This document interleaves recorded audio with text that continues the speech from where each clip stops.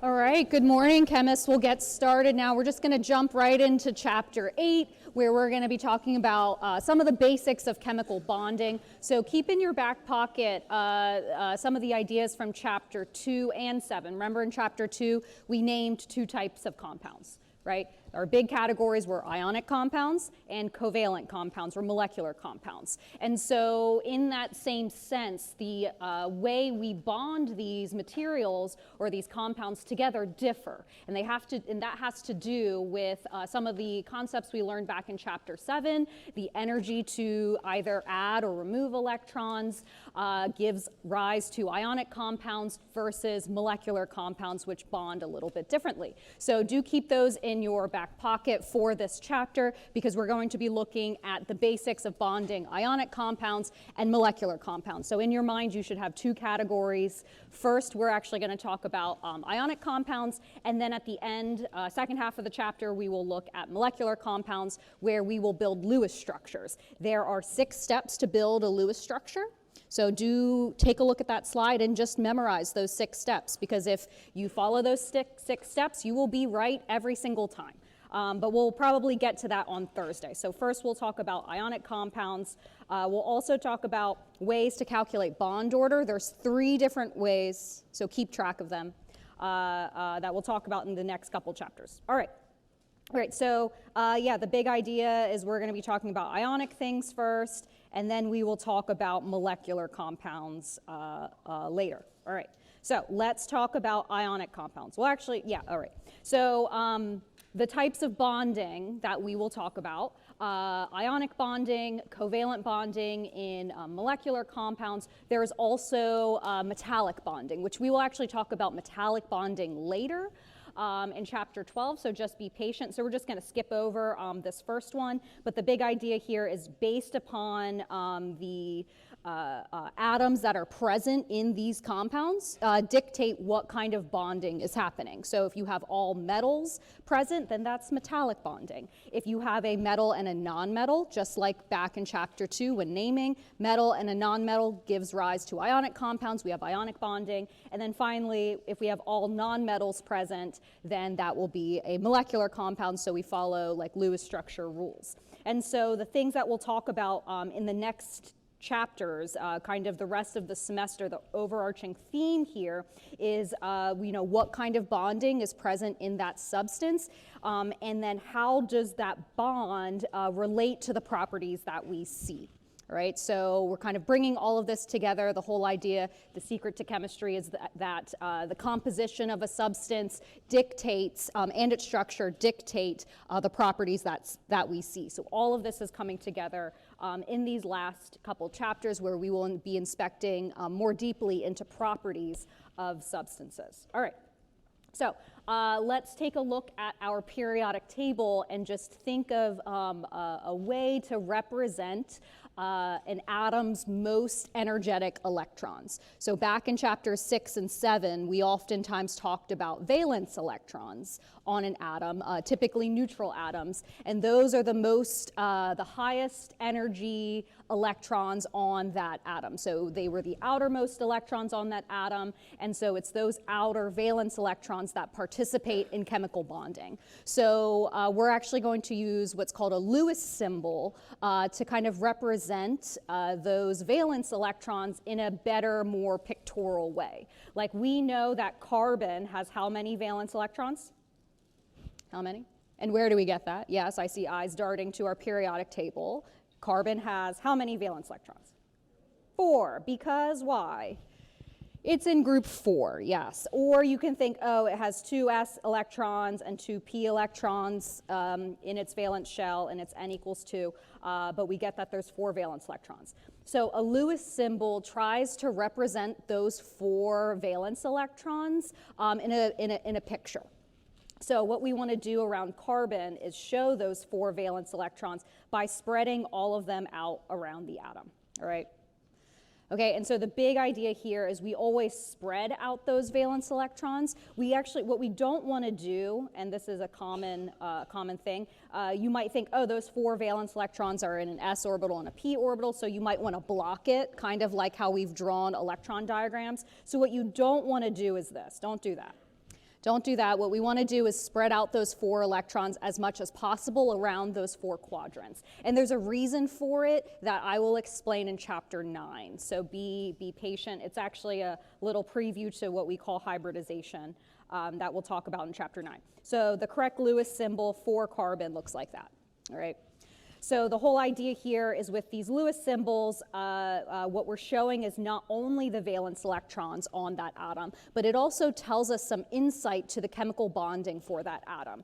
Any lone pairs of electrons, so electrons that are paired up around the atom, typically show those lone pairs on a molecule. If we have any unpaired electrons, kind of like we have here on carbon, will indicate to us, oh, these unpaired electrons can be involved in chemical bonding. And so carbon, based upon this Lewis dot structure, has 4 unpaired electrons, meaning that carbon can make 4 bonds to other things. And so that gives us some insight into the chemical bonding nature of these atoms. All right, so let's just finish these off.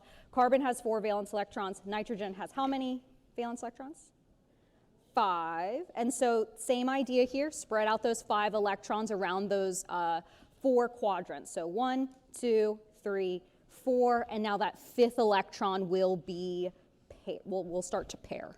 All right, and so the insight that this Lewis dot structure gives us about nitrogen is that nitrogen has 1 lone pair and 3 unpaired electrons. So that lone pair is not involved in chemical bonding because those electrons are already paired, but then those 3 unpaired electrons can be involved in chemical bonding. So nitrogen typically forms 3 chemical bonds to other things, all right? So there we go. All right, oxygen has 6 valence electrons, so let's just finish this up. 1, 2, 3, 4, 5, 6. So based upon that Lewis dot structure, how many bonds does oxygen typically make? 2. Yep, that's it, 2. All right, where those other 2 sets of electrons, those 2 pairs, are not involved in chemical bonding. They're just lone pairs there. And then finally, fluorine has 7 valence electrons because it's in group 7. So 1, 2, 3, 4, 5, 6, 7. Right? So fluorine has 1 unpaired electron. Fluorine, like all other halogens, typically make 1 chemical bond because of the lone pair that's there. And it has to do with the octet rule, which we'll talk about in a couple slides. All right, so those are our Lewis symbols, so keep those in mind. All right. All right, so let's talk about ionic bonding for a moment. So ionic bonding is present in ionic substances. So, you know, our prototypical ionic compound is salt, sodium chloride. We know sodium chloride is made up of a sodium cation and a chloride anion. Right, so sodium typically has to lose an electron. Chloride gains, or that chlorine atom gains an electron. So hopefully in your mind you're thinking, oh, that sounds familiar. That's chapter 7 when we talked about ionization energy and electron affinity. So those ideas are coming back in this section. So in this part of the chapter 8, we're going to talk about lattice energy. So the energy that we get back when we bring together cations and anions, because that's an attraction. And we're going to talk about the theoretical steps to turn a neutral sodium and chlorine atom into an ionic substance. Because let's think about how we actually make an ionic compound. So let's look at this equation. So this is the formation of sodium chloride. So this could have been a chapter 5 exam question. What is the balanced equation for the formation of sodium chloride solid? So we know from chapter 5, a formation equation is where we take 1 mole of the substance, it becomes a product, and then we need to make that product from the elements in their most stable or their standard state. So in this case, we have sodium and chlorine involved. Sodium is a metal, so it's a solid, so that's why that's a reactant. And then we need a chlorine also in our product, so we're going to react it with chlorine gas. Chlorine gas is one of our 7 diatomics, so we have Cl2 there, but since we only need 1 chlorine, we're just going to use half of it there, and it's in the gas phase. So what you should notice here in this chemical equation is that sodium and chlorine, do these reactants have any charge associated with them? Like if I asked you what is the oxidation state of sodium and chlorine, what would you say? 0. But if you look at the products here, sodium chloride in the compound, what are the oxidation states there? +1 and -1. So you see that there's this transfer of electrons happening. So let's think about the steps required to turn these neutral atoms into an ionic substance. And so what we see here, the enthalpy of formation of sodium chloride is actually highly, highly exothermic. If I took a vat of chlorine gas and I dropped in a piece of sodium, it would turn into this fiery ball, all right? It would catch on fire. It's super exothermic. So where is all that energy coming from? And that's the next ideas in the next slides. Because we know that, hey, we have these neutral atoms that are reacting. We're getting an ionic compound that looks like this, where we have alternating cations and anions. So we have some concepts to discuss here. So let's talk about the steps to turn neutral atoms into an ionic compound, all right? We got to think about the individual steps. So let's use Hess's law to get there, all right? So I need to turn that sodium solid into a sodium cation. All right, so you might be thinking, oh, ionization energy is required there.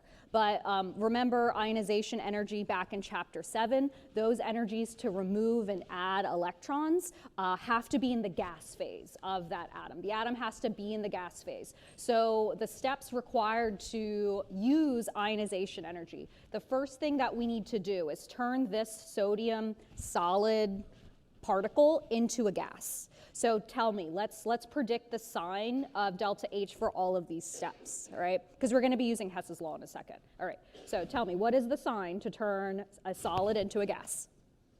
It's going to be positive or negative? Positive, yes, it's going to be positive. All right, you got to put a bunch of energy into it to turn a solid, a stationary solid into a crazy gas, all right? So the reason I turned that sodium solid into a gas is so I can use ionization energy in the second step, right? Because once I have sodium as a gas, now I can rip its electron off and use the value for the first ionization energy of sodium. So tell me, what is the sign to rip off an electron on sodium? All ionization energies. Okay, let's think about it. An electron is negatively charged. It's attracted to our atom, our neutral atom. So to rip that attracted electron off is going to what? Require energy or not require energy? It's going to require energy, yes. So this is also a positive step, all right? All ionization energies are positive. It always requires energy to rip off an electron. Okay. Okay, so now we have, if we think about the steps that we took, we made the solid into a gas. We took the gas and turned it into a cation, a sodium plus cation. Great, so now we have a sodium plus cation. So we can stop with sodium. So now let's turn our attention to the anion, chlorine, instead. So let's think about the steps to turn this chlorine into an anion. So the first thing we need to do is break that chlorine-chlorine bond. So tell me, what is the sign to break a bond? Always positive, is always endothermic, yes, yes. So to turn that chlorine atom into, or that chlorine molecule into two chlorine atoms, we're breaking the bond, it's gonna require energy.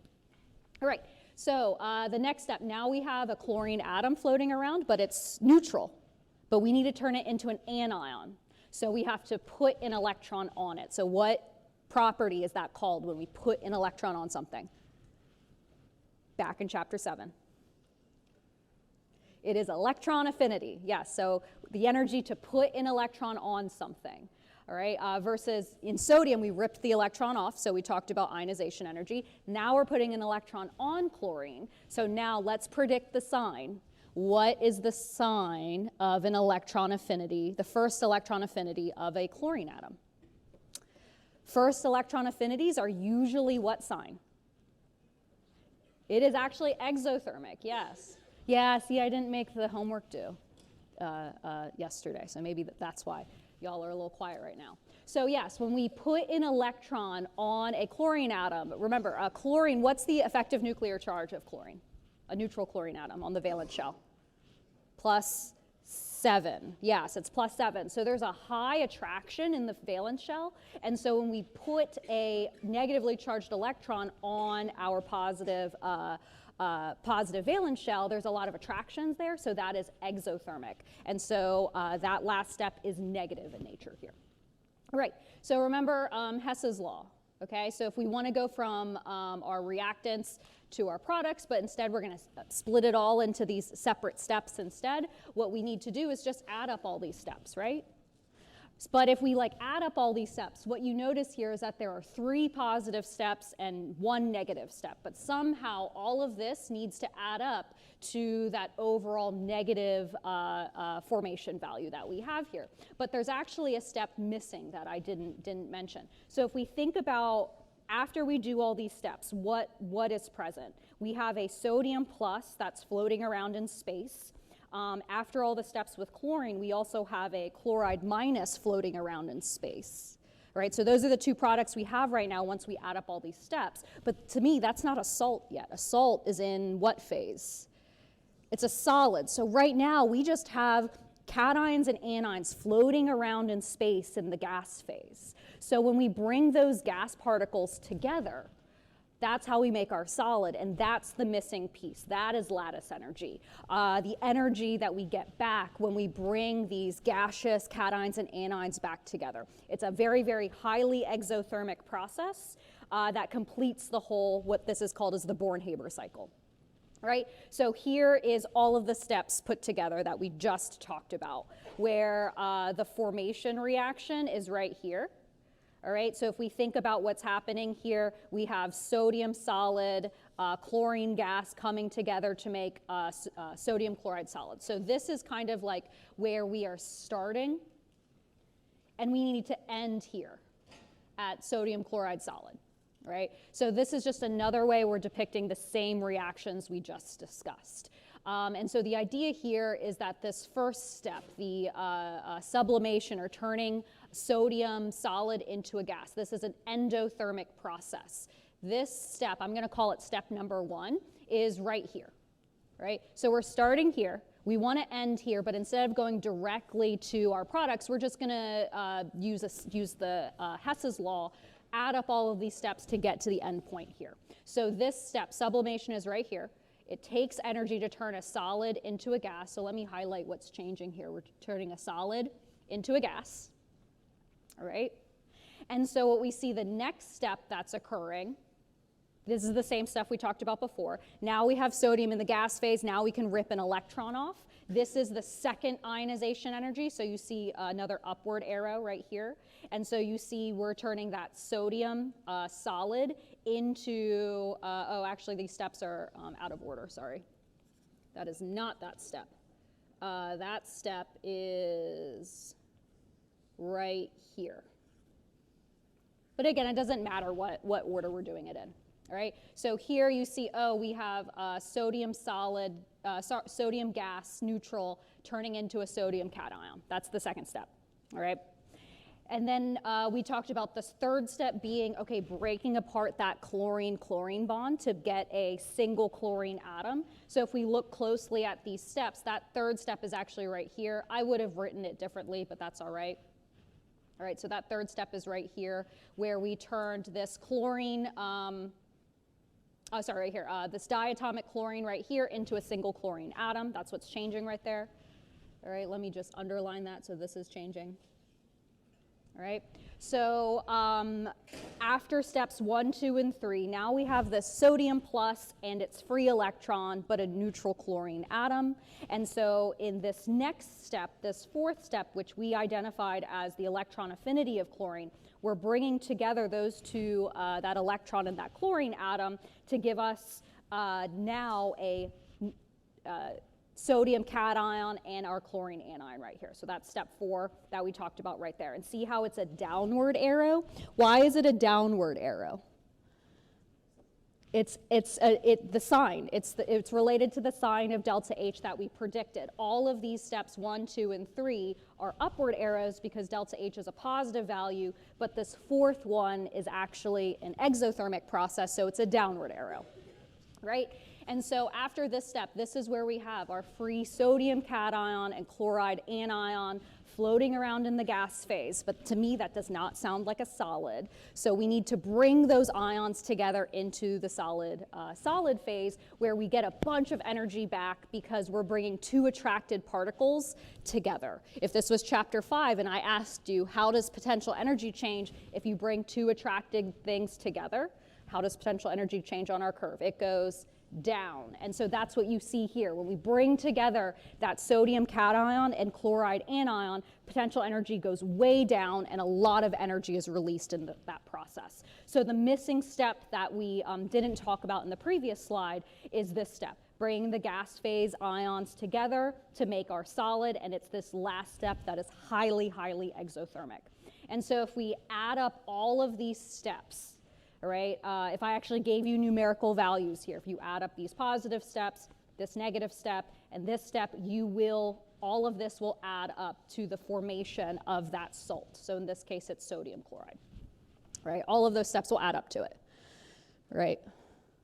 Okay, so those are all the steps to our Born-Haber cycle. The idea is you need to turn all of the reactants in the formation reaction into gas phase particles somehow.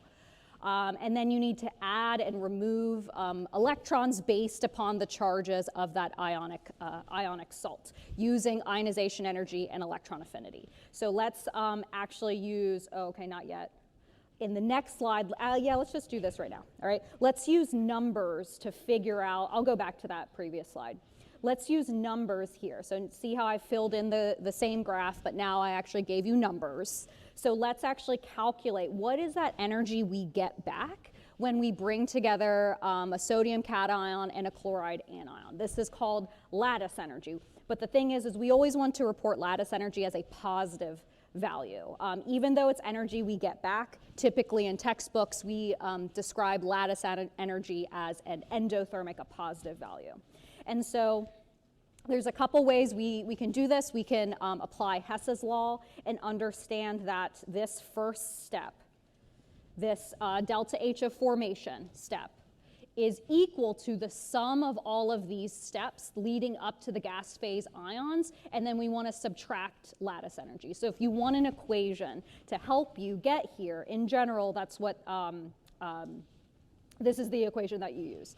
The value of this first formation step is equal to the sum of all of these steps minus lattice energy that's right here. So in this example, the enthalpy of this first step that I've labeled delta H1 is equal to the sum of 2, 3, 4, 5, and then minus lattice energy. And that is what we are going to solve for right now. So you can use this equation to calculate what is that missing piece, or you can use geometry. You can use geometry, that this side has to equal this side, because you can think of the Born-Haber cycle, it's like a big square. So you can also use geometry to figure out how big does this missing step have to be to make this cycle complete. But let's just plug in the values that are given here in this example. So putting all of this together, because it's all in kilojoules, it's negative 411, and it's all in kilojoules, so I'll just drop the unit, is equal to all of these pink steps. So delta H2, 3, 4, and 5. We're going to add up all of those energies right there. So negative 411 equals 107 plus 122 plus 496, but then minus 349. So we're going to add up all of those pink steps. So this is the energy to turn our everything into a gas phase ion. All right, because after step 5, now we have sodium plus and chloride minus kind of floating around in free space. And then the last step is we actually want to subtract lattice energy based upon this equation. And so what we are solving for in this equation, because I'm giving you every single step in this cycle except lattice energy, we are solving for lattice energy in this case. And so when we do this, if you add up all those numbers, you get negative 411 equals 376 minus lattice energy. And so if you move things around, so I'm going to add 411 over here and add lattice energy over there, you get that lattice energy equals a positive, do I have it in the corner? Oh yeah, 787 kilojoules. All right, so that is the magnitude of this missing step. All right, so when those cations and anions in the gas phase come together, we actually get all of this energy back that in overall makes the process of forming sodium chloride from its elements in its most stable state an overall exothermic process, because we can see most of the energy actually comes from lattice energy right here. All right, so that's how we calculate it numerically. The magnitude of this missing piece. And so you see there's a lot of properties that relate to that missing piece. If the energy to, sublime something or the ionization energy, if those steps cost me more energy, the bigger the magnitude this lattice energy will be. And so that's where we can get trends on just predicting the magnitude of lattice energy. And that's what this slide I skipped. So we'll go back to this slide now. What is lattice energy? So the definition of lattice energy is actually the energy to rip apart a cation and anion from each other. So turning the solid into the gas phase. But when we use lattice energy in the Born-Haber cycle, we actually get lattice energy back because we're doing the reverse reaction. So this slide, we're just thinking about the magnitude of lattice energy. And so the more attracted our cations and anions are to one another, the larger the magnitude that lattice energy will be. The reason is because of our potential energy equation back in chapter 1. That electrostatic potential, we can say, is related to the charges involved that we're bringing together and the distance that you're bringing those particles together. So the trends that we see with lattice energy is that lattice energy will increase as charges increase, right? So like for sodium and chloride, it's +1, -1. But we also see that lattice energy will increase when the size of your ions actually decrease. And again, it all has to do with this equation right here. As charges increases, the magnitude of Q1, Q2 increases. So potential energy, that magnitude becomes larger. Or if size of ions decreases, D, which is in our denominator, gets smaller, and that's another way to make the magnitude bigger. Right? And we kind of see those trends in these values that we see here for lattice energy for a bunch of different compounds. So here's a bunch of like +1, -1 compounds, +1, -1. So here we have like lithium fluoride, lithium chloride, sodium chloride. These are all +1, -1 compounds, and these are their corresponding lattice energies. Over here we have +2, -2 compounds. We have some here was +2, -1 compounds, and then this grouping we have +2, -2, and scantium nitride is +3, -3. If we inspect the charges of the cations and anions. And what you can see here is as the magnitudes increase within this table, how does our lattice energy change? We see it increases, yeah. So our +1, -1 compounds, they have the smallest lattice energy. While our +2, -2s, their lattice energies are a whole bunch bigger. And that's due to the trends that we see here. It all comes back to our electrostatic equation here. Lattice energy will increase as charge increases and as the size of your ion increases. All right, so if we just kind of quickly look at this table, sodium chloride has a lattice energy of 788 kilojoules per mole. What did we calculate in the next slide? What is lattice energy? Once I gave you numbers, what did we calculate? 787, so pretty close. Yes, pretty close, using the numbers for each of those steps. All right, and so all of these numbers that we see here, it's talking about this step right here. That step right here. And so the magnitude of that step changes depending on, the charges of the ions involved, because we'll have more arrows to talk about. It also changes based upon the size of the compound, and all of that relates back to lattice energy. Okay, so let's do another compound. All right, so in sodium chloride, we only had to make a sodium plus and a chloride minus. So we only had to rip off one electron on sodium, and on chlorine we only had to put on 1 electron. So we were only worrying about the first ionization energy and the first electron affinity. But let's think about the steps required to make copper oxide instead. So tell me, what are the oxidation numbers of these two reactants? 0, yes, they are neutral. And then what are the charges of copper and oxygen in our product? +2 and -2, yes. So here is the Born-Haber cycle for copper oxide. So let's think about the differences here. All right, so this is our delta H of formation, so it's right here. Right? So in the previous example for sodium chloride, we only had to worry about the first ionization energy of the cation. But for copper, once we take off 1 electron, are we done? No, we got to take off a second electron. So this cycle has to take into account both the first ionization energy and the second ionization energy of copper. So then let's also think about oxygen. Once we put on 1 electron on our neutral oxygen atom, are we done?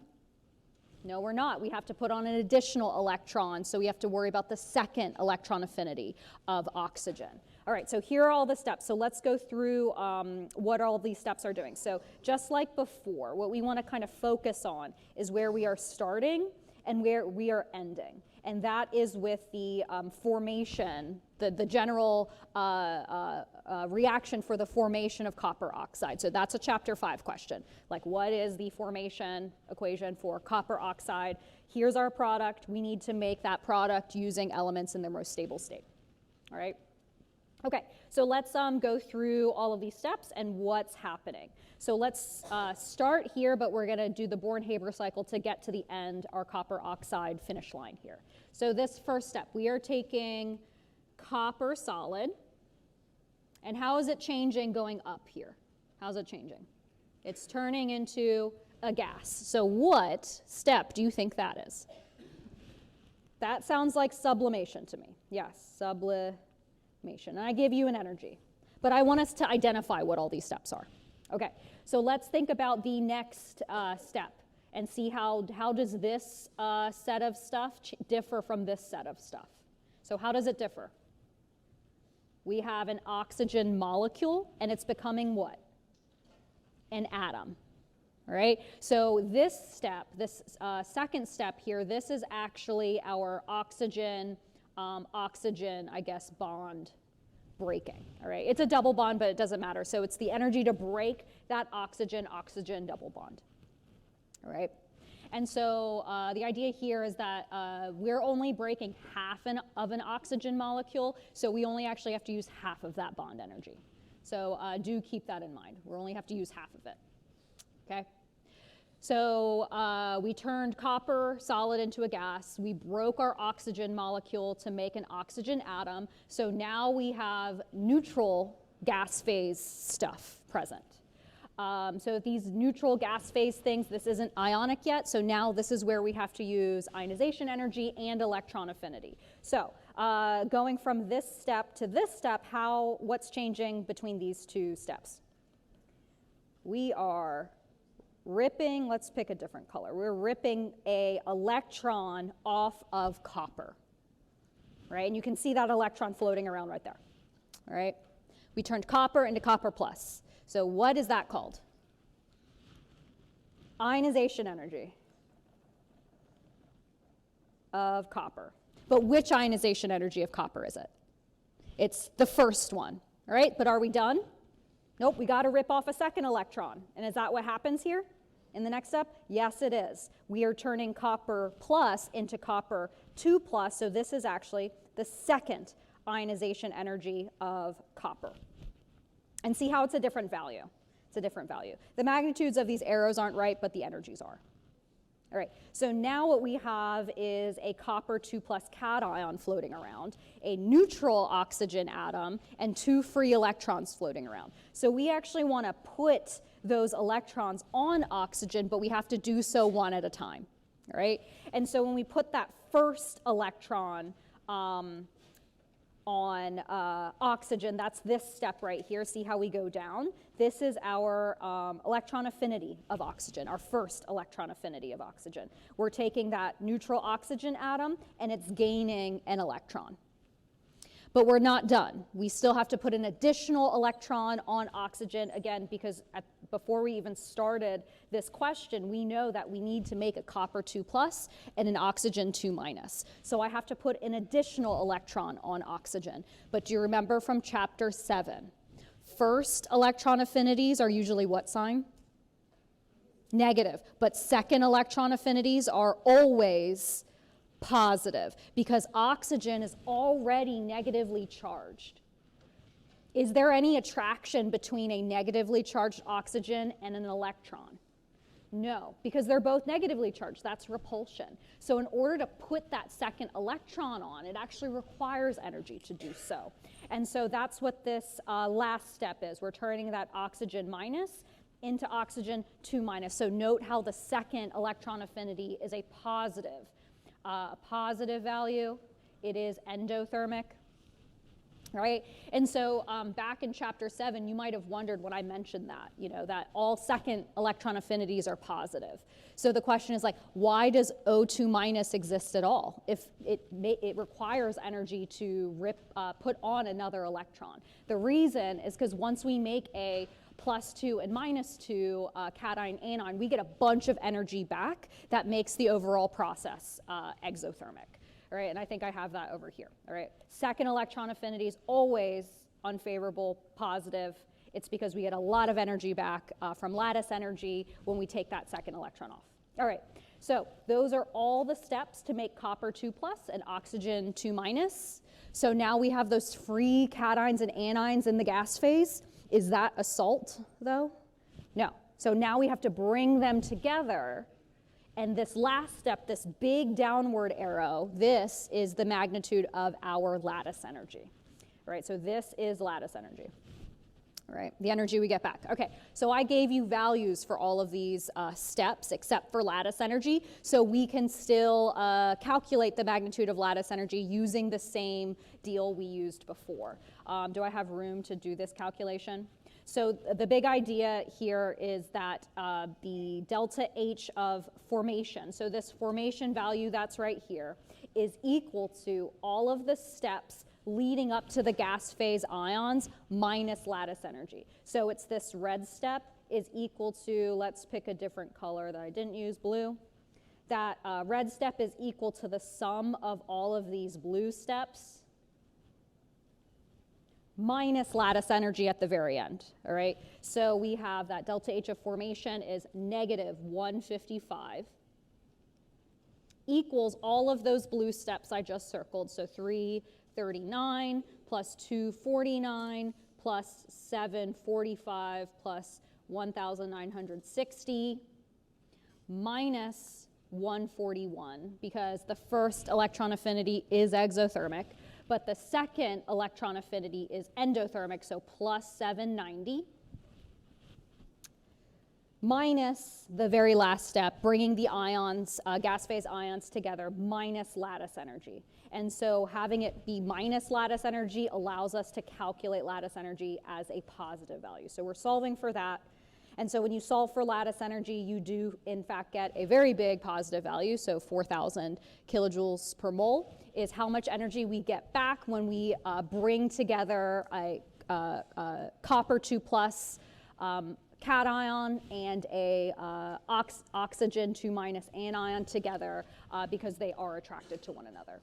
And so you do see that the magnitude of this value is a lot bigger than our sodium chloride example, because sodium chloride is a +1 -1 compound, while copper oxide is a +2 -2 compound. All right, so building these steps to our Born-Haber cycle can be quite difficult, so I'll do one more example where it's a lot harder, because I didn't give you a cycle, but still the steps are the exact same. So let's determine what is the lattice energy of forming lithium fluoride solid. So there is a homework question exactly like this. So do keep this in mind, exactly like this, except it's just a different compound. So let's think about the steps required to make lithium fluoride, all right? So, but the problem is I didn't see, it's a lot easier when I give you all the steps, right? And you're like, okay, this step equals all of these steps minus this step. Easy. But in this example, did I give you the cycle? No, I just gave you a bunch of numbers. So you need to actually put the correct numbers into the cycle. And that's what makes this question hard, right? So this is how I like to think of it. This is my target step. I need to turn these neutral things into gas phase ions so I can make my solid. So the first idea here is I need to turn that lithium solid into a lithium gas particle, all right? So using all of this thermodynamic data, let's see where that value is. So let's look at this table right here. So if you look closely, you can see that the formation of a lithium gas particle is right there, right? So the energy to turn a lithium solid into a lithium gas is 159.3 kilojoules per mole, all right? So there's the value for that first step. So I'll just write that step here is 159.3 kilojoules, all right? All right, so once I turn the lithium into a gas, what's the next thing I have to do to lithium? I gotta rip an electron off. Actually, before we even do that, what are the oxidation states of lithium and fluorine here? +1 and -1. So that's why I have to rip only one electron off lithium, right? So ripping an electron off lithium, what is that called? Ionization energy. All right. So which graph are we going to use? Here. We're going to use this middle one. So we need to look for where is the ionization energy of lithium. So we just look really closely. And so if we look here, it says, okay, lithium, its ionization energy is 520 kilojoules per mole. And so this step is going to cost me 520 kilojoules. Okay. So now I have a gas phase lithium floating around. Now let's turn our attention to chlorine. We need to do the same thing to chlorine, but make it an anion, fluorine. All right, so right now we have diatomic fluorine. Can I use that to bring together? No, I have to do what to that fluorine molecule first? I gotta break the bond. So there's a couple ways you can do this. You can either use the bond dissociation energy of fluorine, which is 160 kilojoules per mole. But the question is, am I breaking a whole mole of fluorine in this equation? No, I'm only breaking half a mole. So how much energy do I actually need? 80, yes. Or, so we can use half of this value. There's two ways we can do it. We can use half of this value. Or you can look, what is the energy to form a fluorine gas particle? And what does it say in this graph? 80, isn't that nice? Yeah, so both of those values will work. So either you can use the formation of a fluorine atom, or you can use half of the bond dissociation energy, all right? So let's do that. So we are turning fluorine molecule into a fluorine atom, and this will be, I'm gonna use half of the dissociation energy, so 1/2 of 160 kilojoules. But see, it's the same number. It's the same number. All right? Okay. Am I done with fluorine? What do I have to do next? Put an electron on it. And what is that called? Electron affinity. So this is where we use which graph? The one we didn't use yet. Yes. So we look at the graph. How much money does it cost me, or do I get back when I put an electron on fluorine? -328. Yes. So we're going to basically take that electron, we're going to put it on fluorine, but we're actually going to get back -328 kilojoules instead, all right? So those are all the steps. So now when we think about what do we have once we do all of those things, we have a lithium plus in the gas phase, we have a fluorine minus in the gas phase, they're floating around. Now what do we have to do? We got to bring them together, and that is called lattice energy. So let's put the equation together. All of these steps have to add up and equal my formation, but have the minus lattice energy tacked on at the end. So we're going to have -617 equals 159, I'm just going to round it, plus 520, plus 1/2 of 160 or 180 kilojoules, minus 328, minus lattice energy. And so you are going to solve for lattice energy there. Right, so these 4 steps were all the steps required to turn those neutral atoms into gas phase ions. All right, and then you solve for lattice energy, and you do in fact get a number like 150 kilojoules is given off when we bring those ions together. All right. Okay, so that is the last math of this midterm, I promise. That was the last of the math. But let's check it. I always like to check our calculations and see how they match. Literature value. So remember that number 148. Let's go back to this table. Is lithium fluoride on here? Oh yeah, it's the first one. So 1030. So really close. We got really close with those numbers. All right.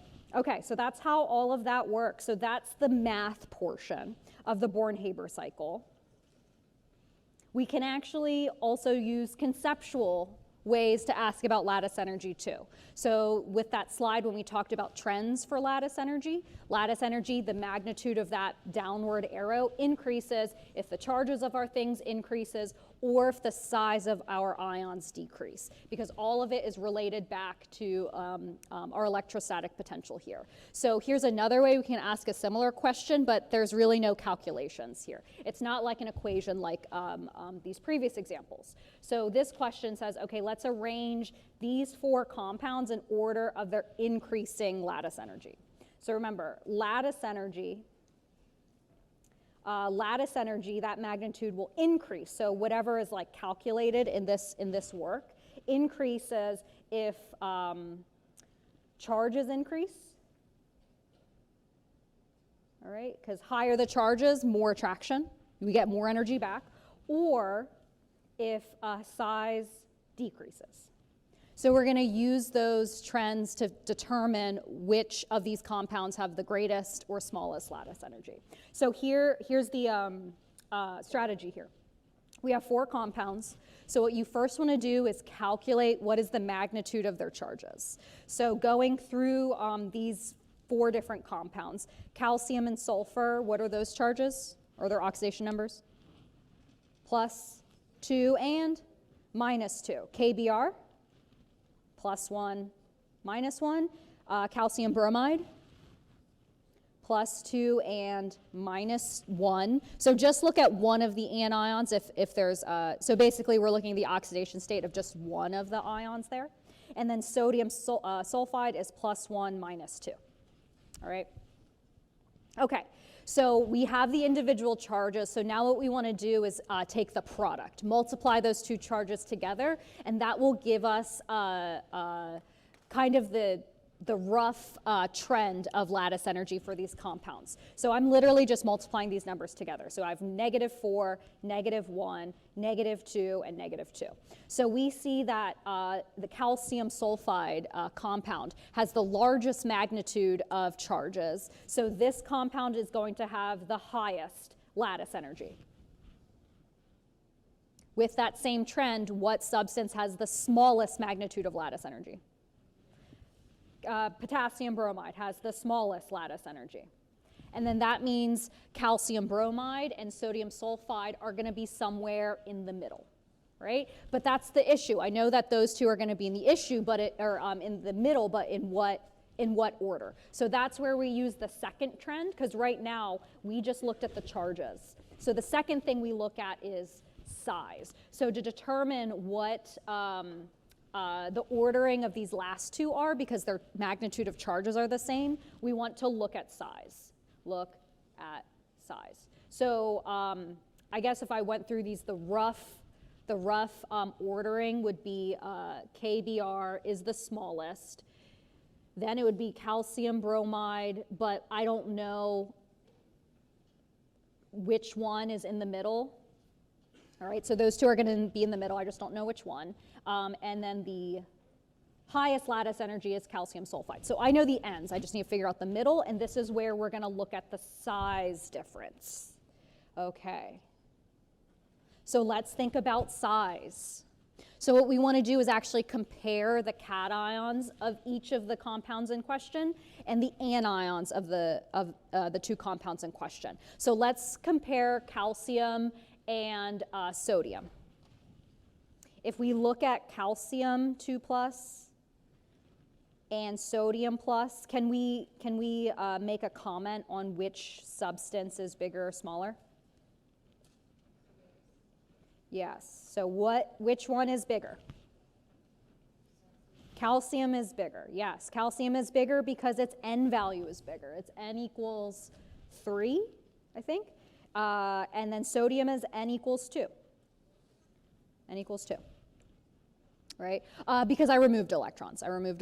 So the N values there are different. So calcium is a bigger ion in this case. What about bromine or bromide and sulfide? Which one's bigger? So if you think about it, we're adding 2 electrons to sulfur, so it becomes like an argon electron configuration. We're adding 1 to bromine, so it's a krypton electron configuration. Krypton has many, many, many more layers than argon. So we see here that bromide actually is larger in this case because its N value is larger. All right, so it looks like the combination of calcium bromide is larger than sodium and sulfur. So how does that relate to their lattice energies? So can we answer this? So which one of these has the larger lattice energy? The calcium one or the sodium one? Sodium, because all of those ions are smaller, yes.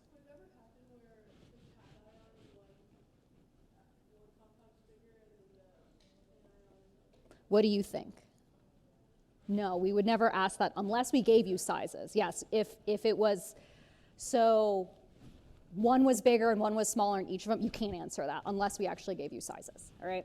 So in this example, it is quite obvious that this compound has much, much larger ions than the other one. It has to be obvious in order for us to use this strategy. So we couldn't do it if it was all like mixed up, all right? So the actual ordering here, so this guy, our sodium sulfide, it does have overall smaller ions, all right? So the overall ranking is KBr. So it actually is the same how I wrote it. So KBr, calcium bromide, sodium sulfide, and then finally calcium sulfide. So we only have to consider sizes if the Q1, Q2 product are the exact same, right? Because the first thing that we're going to do is just look at the Q1, Q2 product. That's how we get the overall ranking. But only if Q1, Q2 matches with a set, where that's when we take one step further and look at sizes, all right? Okay, which do we like better, the math or this one? This one, yes. But you do need to understand your trends with ions, that I should be able to give you 2 sets of ions and you should be able to tell me which one's bigger or smaller, right? Okay, so that is our ionic compounds, all right? That's the bonding in ionic compounds. The big idea why we can form ionic compounds is we only have to add or remove a few electrons to make a cation or anion, and then once we do that, we get a bunch of energy back in the form of lattice energy. So that's why forming salts is a very favorable process, that a lot of our metals that we encounter in everyday life on Earth actually exists as salts and not in their elemental form.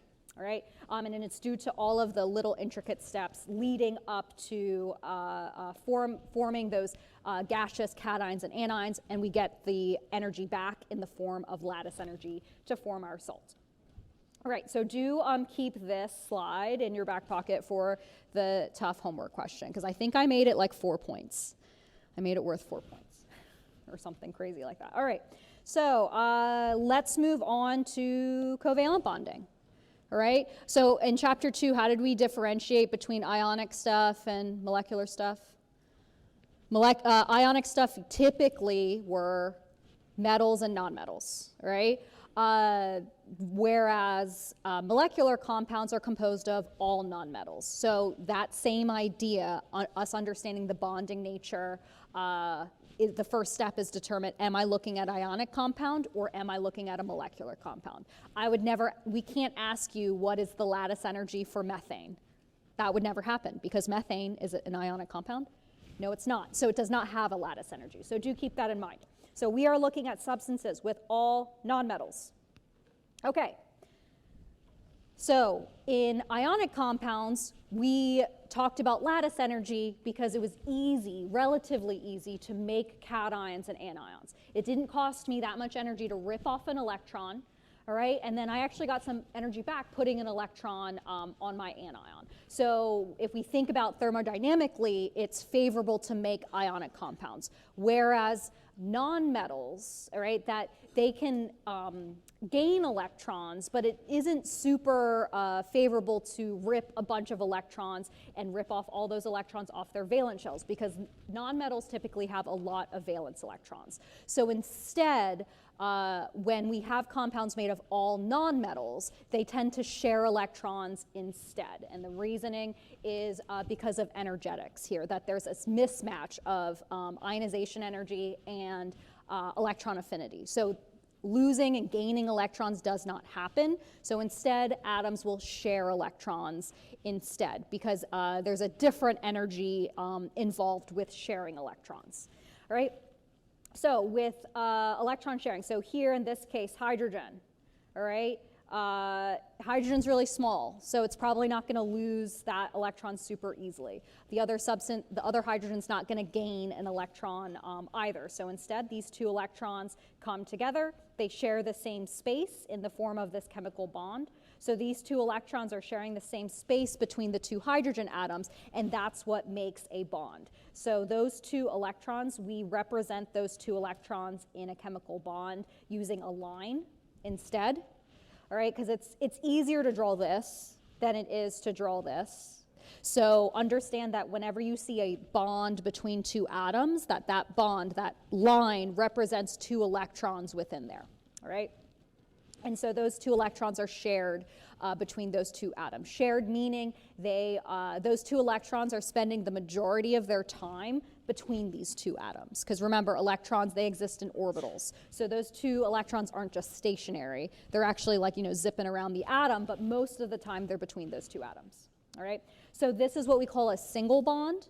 All right, because we drew a single line, that line, it represents two electrons, so we can calculate the bond order here, where bond order is the number of electrons involved in the bond divided by the two atoms that are make up that bond. So we see that a single bond has a bond order of 1. All right, so again, a couple ways we can draw these electrons, either in the bond way here, or if you think about electrons in terms of their orbitals, you can see in this diagram, most of the electron concentration is between the two nuclei there, all right? Okay, so that is covalent bonding, all right? Sharing electrons. So let's think about how we can share electrons and, why it happens. So Gilbert Newton Lewis, he has a crazy backstory. It's funny that all general chemistry students will learn about him at one point, so that's where we name Lewis structures and stuff. But he never won a Nobel Prize. And I think it had to do with a lot of, competition and drama in the chemistry world. I think it would make a great movie or something, or maybe a TV series where Gilbert Newton Lewis never won the Nobel Prize. So I like to dedicate this chapter, chapter 8. This is the Gilbert Newton Lewis chapter because he never won a Nobel Prize. He was nominated, I think, like a bunch of times, but he never got it. He never got it. And I think it might have been, he had some enemies within the chemistry world. I don't know. You can dive down that Wikipedia rabbit hole. Yeah, and so he never won that Nobel Prize. All right. I like Gilbert Newton Lewis. In my personal statement, when I went to graduate school, you know how you always have to start it off with a hook? So my hook for getting into chemistry graduate school was Gilbert Newton Lewis once said that chemistry is the study of anything that is interesting. And that really resonated with me. So that was my hook, all right? So that's why I love Gilbert Newton Lewis. So his idea, okay, is, his ideas work really, really well. That's the thing. It's really simple, his whole idea, but it's super simple, but it works really well. And the idea is the octet rule, that atoms, actually regardless if they're ionic or covalent, tend to want to complete an octet, or essentially their valence shell. Because if we think about our like 2s and 2p subshells, we see that s and a p subshell always add up to 8. So atoms generally tend to react in such a way to complete those octets. So atoms tend to gain or lose electrons or share electrons to achieve that octet. So that means 8 valence electrons for most atoms, but for hydrogen only 2 because it doesn't have a p subshell. So 2 electrons is fine for hydrogen. So if we think about this octet rule, atoms tend to gain or lose electrons. To me, that sounds like ionic compounds. Versus sharing electrons, that sounds like our covalent compounds. Right? And so his ideas of the octet rule, atoms either sharing electrons or gaining or losing, actually encompass both our ionic compounds and our molecular compounds. So you see here, hydrogen, if you look at a single hydrogen atom, does it have a satisfied octet? No, it only has 1 electron. But once it shares another electron with another hydrogen atom, if you look at this hydrogen atom, does it have a satisfied octet? Yes, it does, because hydrogen only needs 2. Does this hydrogen now have a satisfied octet? Yes, because there's 2 electrons on that hydrogen. But when these 2 hydrogen atoms are alone, they don't have a satisfied octet. But once they're together and form that chemical bond, it does. Or if we look at chlorine, this chlorine atom only has 7 valence electrons, so it's 1 away from a satisfied octet. And so does this chlorine atom. But once we bring these 2 atoms together, all right, and we share these 2 electrons, if you count the number of electrons in that blue circle, does this chlorine atom have a satisfied octet? Yes, and so does the other one. So this is our understanding of covalent bonding and the idea of satisfying our octet. All right, so kind of just looking at this periodic table with our Lewis dot symbols from earlier, you can see how all of our metals tend to lose electrons to get our satisfied octet. You peel away the 1 valence electron here, and you open up a satisfied octet from our noble gas configuration that you open up. So these substances lose electrons to get that satisfied octet. We see that our noble gases, they actually already have satisfied octets. So that's why noble gases tend to not participate in reactions, because they're fine and happy enough with 8 electrons already. They already have 8. Or if we look at some of these nonmetals here, they tend to gain electrons in order to satisfy their octets. So there's us using our octet rule within the idea of our Lewis dot symbols as well. These red elements, we'll see that these are kind of some exceptions when coming to Lewis structures that we'll talk about a little bit later. So these highlighted elements often violate the octet rule, and we'll talk about those a little bit later. So just know that. I'll come back to this idea of these heavier elements that violate the octet rule, but what I wanted to get to was these elements, hydrogen, carbon, nitrogen, oxygen, fluorine, the ones that we already talked about earlier, and their Lewis dot structures. The octet rule works very, very, very well, super well. And so our idea of drawing Lewis structures, typically we work with these elements when putting together compounds. Also, hydrogen, carbon, nitrogen, oxygen, that's the backbone of organic chemistry. So once you once you finish your Gen Chem sequence, move on to organic chemistry, you'll be talking about those elements. So do keep in mind drawing these Lewis structures when you move on to organic chemistry. And obeying the octet rule, all right? So we can draw those Lewis structures for the compounds containing these elements very, very well. Right? We'll talk about these exceptions after we go through which ones go with the octet rule very well. All right, so let's talk about those. And all of it has to do with the Lewis dot structures that we talked about earlier. All right, So let's review, okay? So those are the Lewis dot structures for hydrogen, carbon, nitrogen, oxygen, and fluorine. So based upon those Lewis dot structures, predict the number of single bonds that can be made to a hydrogen atom. Don't look at me, look at the Lewis dot structure. All right, so the number of bonds when we looked at a Lewis dot structure had to do with what on our dot structure? Yeah, unpaired electrons, right? So remember, covalent bonding is pairing of unpaired electrons. Once an electron set is paired, it doesn't need to make a bond. It already is satisfied with 2 electrons there. So we see here, hydrogen typically makes how many bonds? 1. Yes, carbon will typically make how many bonds? 4. Does that sound familiar? When did I say that? In chapter 2, right? When we talked about propane. You draw 3 carbons in a row, and then you did what? You added hydrogens until each carbon had 4 bonds. This is why. Nitrogen will have how many single bonds? 3, 2, and 1. And it has to do with the number of unpaired electrons around each Lewis dot structure. All right? Okay. All right.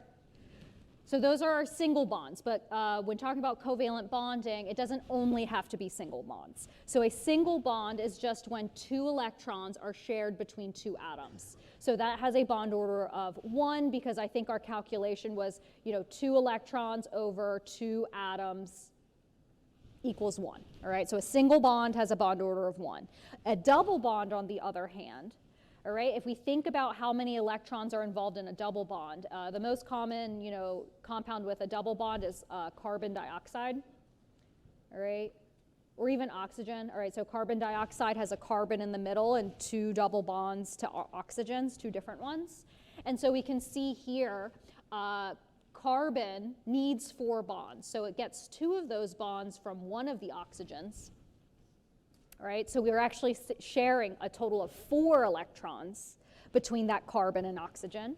And then on the other side, we're also sharing another 2 electrons with oxygen. So you see carbon, if you just focus on carbon, is sharing all 4 of its electrons, but each carbon is only sharing 2 electrons. So we see that within this red set, there's a total of 4 electrons shared between that carbon and oxygen. And then you see the same thing on the other side. So this has a bond order of, what do you think?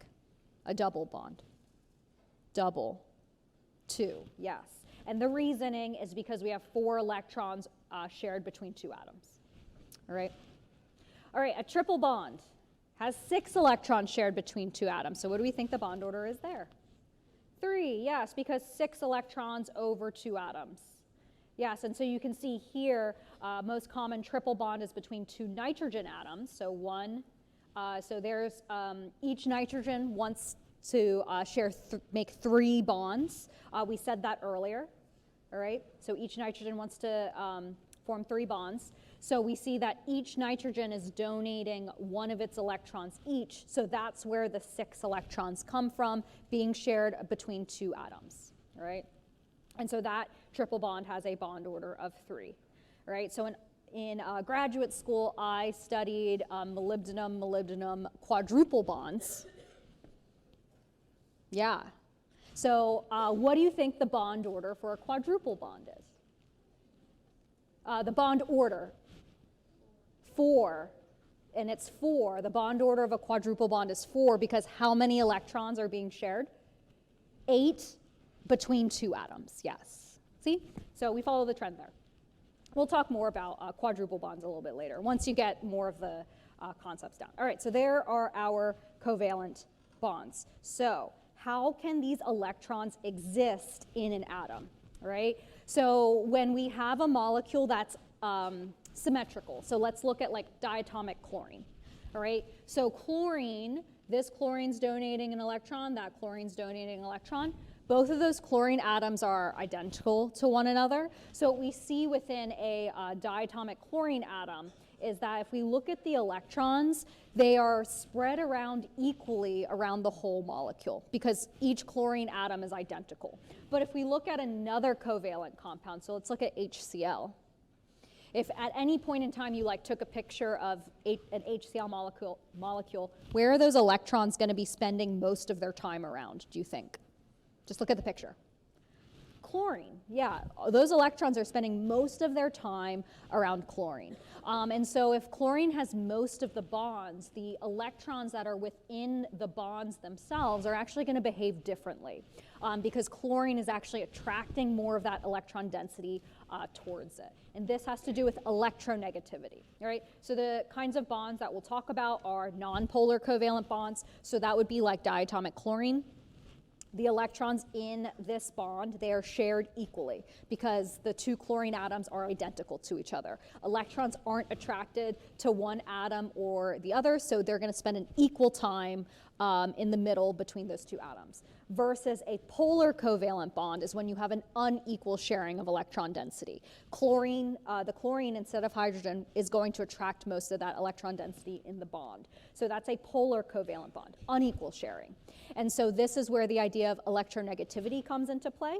All right, so remember Miss Holton, my high school chemistry teacher, for some reason when she taught ionization energy, electron affinity, she also added electronegativity in there. All right, but I don't understand why she did, now that I'm like smarter, I don't understand why she did that, because electronegativity is a unitless value. So if you look at that scaling, right, those are the electronegativities of all of our atoms. See how there's no unit? But what's the unit of ionization energy and electron affinity? It's in kilojoules. But electron affinity, it's not an energy value. So that's why we teach ionization energy and electron affinity together, because they're energy values. You can put them on the Born-Haber cycle, but can you put a electron affinity on a Born-Haber cycle? No, because it's not an energy, it's just a number. And so these numbers, it's just a scale. All right, it's a scale that represents how much an atom attracts electrons to itself, where the scale goes from 0 to 4, and that's it. So fluorine is the most electronegative atom because it's the smallest. All right, it's the smallest, it has the highest Z effective, so it's attracting electrons to it the most. So that's why it has a 4 on the scale. Versus a really, really big atom like cesium with a really low effective nuclear charge has an electronegativity of very, very small, so like close to 0 or close to 1. And so what you see here is electronegativity is the ability to attract electrons to itself. So we're thinking about size, we're thinking about effective nuclear charge. And so the trends are fluorine is the most electronegative, cesium is the least electronegative because it's really big. You see here our noble gases don't have electronegativities because they don't tend to react with anything, so we don't really need to think about it. And so some other tips that are useful here, because typically on exams, this chart is typically not given on exams. All right, yeah. So it's important to understand the trends, all right? That fluorine is the most electronegative. Cesium's the least electronegative. So typically we can compare two sets of bonds to one another, all right, if we know enough about those scalings. So fluorine is the most electronegative. Nitrogen, oxygen, chlorine, and bromine are also very high. So the two to the left and below fluorine, those are fairly high. And then as you get further away from fluorine, electronegativity decreases. So that's what we need to know. All right, so because when we form a chemical bond, we're always comparing two atoms. And so if we compare the relative electronegativity of those two atoms, we can categorize what kind of bond it is. All right, so here is just a general equation where to figure out what kind of bond we are working with, you want to look at the difference in electronegativity of the two atoms involved. So let's think about the easiest one here. A small or no difference in electronegativity, this is a nonpolar covalent compound. So if, like, for example, what is the electronegativity difference in an oxygen molecule? Like two oxygens bonded to one another. What is the difference in electronegativity? Do you even actually need the graph do you need the chart to answer that? No, because you have 2 oxygen atoms. Those 2 oxygen atoms, regardless of what the value is, if you take the difference in electronegativity of those 2 atoms, it will always be 0, right? Regardless of what value it is. So in that example, when we have a diatomic molecule like this, these are nonpolar covalent bonds because electron density is shared equally because they are identical atoms. There's no difference in electronegativity. But if there's a large difference in electronegativity, we usually call that an ionic bond. So for example, if you're looking at like lithium and fluoride, like lithium fluoride, that's an ionic compound. Look at the difference of those 2 values. It's like a 4 and a 1. So that's a 3, an electronegativity difference of like a 3. And so since the difference is really large, we have almost full electron, our electron density is spending most of its time on that fluorine atom instead of lithium. So we have like almost full electron transfer. But when the electronegativity difference is smaller, we have a polar covalent compound. So we have, the 2 extremes. No electronegativity difference, large electronegativity difference, but for the most part, we're working in this moderate difference where we're talking about polar covalent compounds.